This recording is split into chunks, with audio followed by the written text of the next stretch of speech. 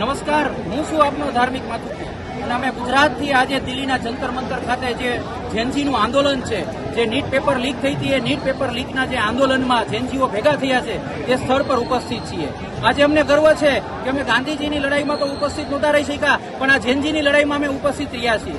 આજે અમને ગર્વ છે કે ભારતભરનું જેનજી આજે અહીંયા ઉપસ્થિત રહ્યું છે, ભારતભરનું જેનજી અહીંયા ભેગું થયું છે. એક વખત વિડીયોના માધ્યમથી તમને બતાવશું કે ખૂબ મોટી સંખ્યામાં જંતર મંતરની બહાર પણ છે. મીડિયાના માધ્યમથી હું તમને બતાવીશ.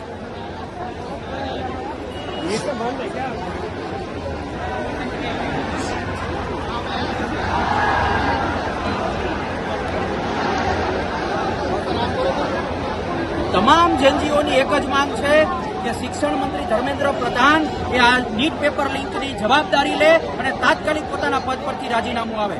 પણ દુઃખ સાથે કહેવું પડે છે કે દેશનો સૌથી મોટો વૈજ્ઞાનિક, દેશનો ખૂબ જાણીતો વ્યક્તિત્વ સોનમ વાંગચુકજી જ્યારે ઉપવાસ પર બેઠા હતા, એમની સાથે વાતચીત કરવાની જગ્યાએ સરકાર એમને ઉઠાવીને હોસ્પિટલે લઈ ગઈ છે.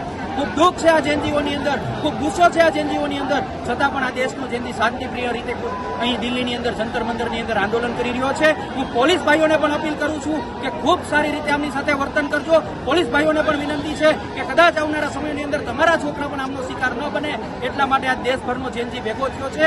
ત્યારે સમગ્ર દેશવાસીઓને, સમગ્ર દેશના યુવાનોને, સમગ્ર દેશના જેનજીઓને પણ અપીલ છે કે અહીંયા ન આવી શકો તો કાંઈ નહીં, પરંતુ શાંતિપ્રિય રીતે સોશિયલ મીડિયા પર પણ આમનો સપોર્ટ આપતા રહે. જય હિન્દ, જય ભારત.